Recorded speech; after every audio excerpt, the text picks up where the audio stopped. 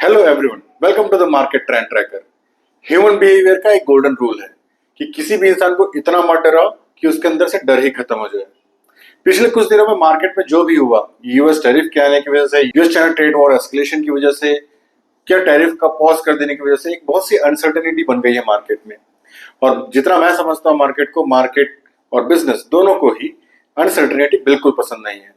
तो इसके लिए वो क्या करती है, जो भी बिजनेसेस होते हैं वो सबसे पहले अपने सारे रिस्क पैरामीटर्स देखते हैं कि हमको कहाँ कहाँ से रिस्क हो सकता है, उसको क्वांटिफाई करते हैं और उन सारे रिस्क को अपने प्राइस में इंक्लूड कर लेते हैं।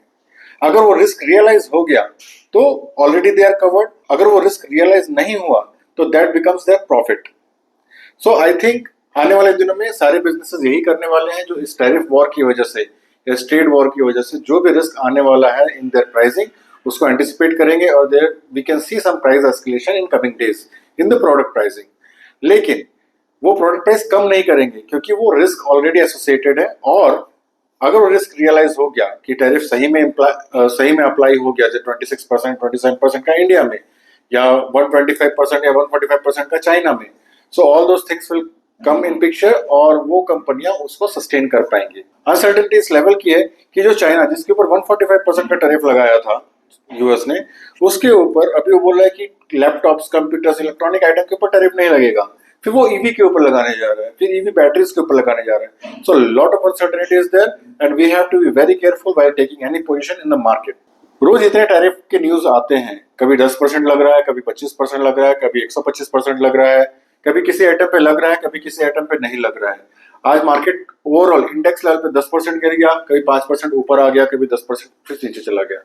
सो इतना अनसर्टेनिटी है कि मार्केट बहुत डरा हुआ है और जैसे ये सारे प्राइसेस को काउंट इन करेगा और प्रोडक्ट प्राइसिंग में डाल देगा आने वाले दिनों में, उसके बाद मार्केट को कितना भी आप डराने की कोशिश करें कि हम पूरा टैरिफ लगा देंगे, हम सब कुछ कर देंगे, मार्केट डरना बंद कर देगा। सो हमको अब क्या करना चाहिए? मेरा नाम सुभाष है and let's jump to our analysis of this week. आज के वीडियो में हम ये समझने की कोशिश करेंगे कि इंडियन मार्केट ये सारे मैक्रो पैरामीटर्स को कंसीडर करते हैं किस डायरेक्शन में जाने की कोशिश कर रहा है, कौन से ऐसे सेक्टर हैं जिसमें कि स्मार्ट मनी मूव करता हुआ दिख रहा है, कौन से पर्टिकुलर स्टॉक ऐसे हैं जहां पर मनी फ्लो करता हुआ दिख रहा है ड्यू टू मैक्रो और माइक्रो पैरामीटर्स। जब से टैरिफ का इशू शुरू हुआ है अप्रैल के महीने में, फ्रॉम 1 अप्रैल सबसे कम गिरने वाला इंडेक्स रहा है हमारा निफ्टी 50, जो सिर्फ 1.45% से करेक्ट हुआ। लेकिन जो जर्मनी का इंडेक्स है, German DAX 40, that has corrected by more than 9%। US जो कि इसका पूरा का करता धरता है, उस ज्यादा करेक्ट करता हुआ नहीं दिखा, लगभग 3 से 4% ही करेक्ट कर रहा है। नास्डैक ने 2.5% करेक्ट किया है, S&P 500 ने 3.42% से और डाउ जोन्स इंडेक्स ने 3.67% से करेक्ट किया है। चाइनीज इंडेक्सेस भी लगभग 4% से करेक्ट करते दिखे। जो टैरिफ का मेजर इंपैक्ट आपको दिख रहा है वो एशियन और यूरोपियन मार्केट में आपको दिख रहा है। हमारा निफ्टी 50 जो हमने पिछले वीक के एनालिसिस में एंटिसिपेट किया था कि it is standing at a crucial point right now, वो उसको ब्रेक करता हुआ देखा और जो डाउनवर्ड चैनल बनाया था हमने उसमें फिर से एंटर करता हुआ दिखा। लेकिन last week of the day वो चैनल को तोड़ के ऊपर ही बंद हुआ है। So it is a positive sign. हो सकता है इस चैनल पे सपोर्ट लेके फिर वो आगे जाता हुआ दिखे, अगर ये टैरिफ का न्यूज या मार्केट की अनसर्टेनिटी थोड़ी सी कम हो जाए, वॉलेटिलिटी कम हो जाए। लगभग सेम सा पैटर्न हमको दिखा है निफ्टी टोटल मार्केट में, Nifty 500, mid cap, small cap और माइक्रो कैप में भी। अगर आप सेक्टरल इंडेक्सेस की बात करें तो सिचुएशन लगभग पिछले हफ्ते जैसी ही है, जिसमें कुछ सेक्टर थोड़े और वीक हुए हैं और कुछ सेक्टर थोड़े स्ट्रांग हुए हैं। स्ट्रांग होने वाले मेजर सेक्टर रहे हैं एफएमसीजी, कंज्यूमर ड्यूरेबल और financial services. Oil and gas भी थोड़ा स्ट्रांग होता हुआ दिखा, लेकिन इसके अलावा बाकी सारे सेक्टर वीक होते हुए दिखे पिछले हफ्ते के कंपैरिजन में। अगर आप सबसे अच्छा करने वाले और सबसे खराब करने वाले सेक्टर्स की बात करें, सबसे अच्छा करने वाला में इस हफ्ते consumer durable, CPSE, defence, media और ऑयल एंड गैस सेक्टर दिखे। इस महीने डिफेंस, पीएससी, सीपीएसई, एफएमसीजी और बैंकिंग फाइनेंस सेक्टर दिखे। इस क्वार्टर में finance, financial services, private bank, CPSE, PSC, defence और पीएसयू बैंक सर्विसेज दिखे। अगर आप इसमें एक पैटर्न देखने की कोशिश करें तो आप आसानी से बोल सकते हैं कि डिफेंस सेक्टर, सेंट्रल और state any kind of a public sector enterprise और पीएसयू बैंक, ये सारे गवर्नमेंट सेक्टर की जो कंपनियां हैं वो ज्यादा अच्छी करती हुई नजर आ रही हैं। So keep a close I on those sectors और उन कंपनियों को ध्यान से देखते रहिए और उनमें बहुत अच्छी मूवमेंट देखने को मिल रही है। सबसे खराब करने वाले सेक्टर्स की अगर बात करें तो इस हफ्ते realty, bank, private bank, finance, financial services, health care, pharma, PSU bank और सर्विसेज सेक्टर सबसे खराब करते हुए दिखे। इस महीने की अगर बात करें तो सबसे खराब करने वाले सेक्टर्स रहे आईटी, मेटल, रियल्टी, डिजिटल और ऑटो सेक्टर्स। इस क्वार्टर में आईटी, डिजिटल, रियल्टी, मीडिया और कंज्यूमर ड्यूरेबल ने सबसे खराब परफॉर्म किया। डीआईआई और एफआईआई की अगर एक्टिविटी देखें तो डीआईआई परचेस करता हुआ दिखा और एफआईआई सेल करता हुआ दिखा, जो ट्रेंड हम पिछले करीब 6 महीने से लगातार देख रहे हैं। जो मार्च की लास्ट वीक में बस चेंज हुआ था, उसके अलावा हमने सिर्फ और सिर्फ एफआईआई को सेल करते हुए देखा है। तो ओवरऑल हमारा टेक अवे क्या है मार्केट का? हम ये आसानी से बोल सकते हैं कि मार्केट बहुत वोलेटाइल है और मार्केट का डायरेक्शन अभी क्लियर नहीं है। इधर यहाँ से कंसोलिडेट कर सकता है, डाउन भी जा सकता है अगर मार्केट को खराब न्यूज मिला, और या फिर अप भी जा सकता है अगर मार्केट को कुछ पॉजिटिव न्यूज मिला। तो बहुत सारे सेक्टर ऐसे हैं जो पॉजिटिव रिस्पॉन्स दिखा रहे हैं। For example oil and gas sector, जिसपे ऑयल के प्राइसेस गिर रहे हैं ड्यू टू ट्रेड वॉर। अब इसमें हमारी ऑयल कंपनियों को फायदा दिख रहा है, सो हमारी ऑयल सेक्टर आगे बढ़ रही है। जब भी रिसेशन का सिनारियो बनता है तो डिफेंसिव सेक्टर जैसे एफएमसीजी, फार्मा, ये सब के स्टॉक आगे बढ़ने लगते हैं।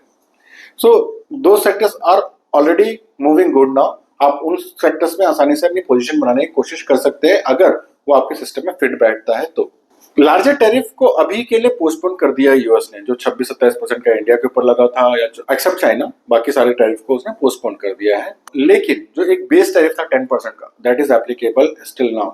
Nobody is talking about that base tariff because वो ऑलरेडी बोलते कि जब ज्यादा बड़ा चोट लगने वाला उससे छोटा चोट कौन माइंड करता है। बट मेरा एनालिसिस ये बोलता है कि eventually US will remove all the tariffs और ये बेस टैरिफ लगा के वो शांति से बैठ जाएगा। अगर यूएस सिर्फ बेस टैरिफ लगा के बोलता कि नहीं मैं ये लगा रहा हूँ, तो उसका भी रिटेलिएट करती गवर्नमेंट्स। लेकिन क्योंकि उसने बड़े टैरिफ लगा दिए और उसको ट्रंकेट करके 10% फ्लैट पे रख दिया है, सो आई डोंट थिंक कि कोई ज्यादा मेजर इश्यू क्रिएट करेगा और यूएस यहाँ से आसानी से 10% का टैरिफ का एडवांटेज लेके निकल जाएगा। यूएस चाइना ट्रेड वॉर अभी भी बहुत ज्यादा फंसा हुआ नजर आ रहा है, जिसपे यूएस हर दिन कोई ना कोई अनाउंसमेंट करता है जिससे चाइना को या तो आसानी हो रही है या दिक्कत आ रही है, और चाइना उसको रिटेलिएट करता है। और चाइना अब इस लेवल पे आ गया है रिटेलिएशन के कि बोला है कि अब यूएस जो भी बोले हम उसकी बात ही नहीं सुनेंगे। यूएस ने नंबर गेम को मजाक बना के रख लिया है। 100 या 200% का टैरिफ अनसस्टेनेबल हो जाता है एक टाइम के बाद। So they don't want to get into the numbers war again. What strategy they will get into, that will unfold in coming days. इस हफ्ते जैसे हम देख रहे हैं कि बहुत सारे सेक्टर्स ने अच्छा परफॉर्म किया, तो कौन सी कंपनियां ऐसी थी, कौन से स्टॉक्स ऐसे थे जो इस परफॉर्मेंस को लीड कर रहे थे इस हफ्ते, इस महीने या इस क्वार्टर में? आप इस लिस्ट को नोट डाउन कर सकते हो और अपना खुद का ड्यू डिलिजेंस परफॉर्म कर सकते हो, और अगर आपके सिस्टम में फिट बैठता है तो start taking position on those companies, क्योंकि बहुत तेजी से मूव कर रही है। यू कैन सी कि एक हफ्ते में 14-13% करने वाली कंपनियां, करीब 5-6 कंपनियां आपको दिख गई इसी लिस्ट में, और ऐसी बहुत सारी कंपनियां जिन्होंने 20% से भी ज्यादा गेन किया है, बट वो सेक्टर में नहीं आ पाए, इसलिए हमारे लिस्ट में अपीयर नहीं हो रहे हैं। बीएससी ने 44% का रिटर्न दिया, विच इज एक्सॉर्बिटेंट अगर देखा जाए तो। एक दिन में इसने 18% का रिटर्न दिया था, और इस तरह से आपको कंपनी आइडेंटिफाई अगर कर पाएंगे तो आपके लिए बहुत अच्छा होगा। Please note that this is not an investment advice. आप अपना खुद का ड्यू डिलिजेंस कीजिए और उसके बाद ही आप किसी स्टॉक में अपना पोजीशन बनाइए। आपकी आसानी के लिए इन स्टॉक्स का लिस्ट मैंने डिस्क्रिप्शन बॉक्स में डाल दिया, please check those. As we mention कि कुछ स्टॉक ऐसे हैं जहां पर बहुत इंटरेस्टिंग सेटअप बन रहा है, जो हमने लास्ट वीक भी देखा था, वैसे ही लगभग इस हफ्ते भी हमको देखने को मिल रहा है। अगर टाटा कंज्यूमर देखते हैं तो लास्ट वीक इसने एक दो हायर हाई बनाया था, उसका फिर एक हायर हाई बनाता हुआ एक कैंडल दिखा है, जिसपे ऊपर एक विक दिख रहा है, बट ये एक ब्रेकआउट उसने दिया हुआ है अपने फर्स्ट रेजिस्टेंस लेवल से, विच इज वेरी इंटरेस्टिंग कि इतने डाउन मार्केट में भी ये एक ब्रेकआउट देता हुआ नजर आया। Second is Marico. मारिको भी सेम पैटर्न बनाता हुआ दिख रहा है, दोनों ही स्टॉक एफएमसीजी कैटेगरी में आते हैं, और मारिको भी एक ब्रेकआउट देता हुआ नजर आया। Poonawalla financial corporation is another stock जहां पर आपको बहुत इंटरेस्टिंग मूवमेंट देखने को मिल रहा है, जो पिछले 4 हफ्ते से अप ही मूव करता हुआ नजर आया है। So it is very interesting to see what is happening inside the company. So this is the analysis for this week. I hope आपको ये पसंद आया होगा।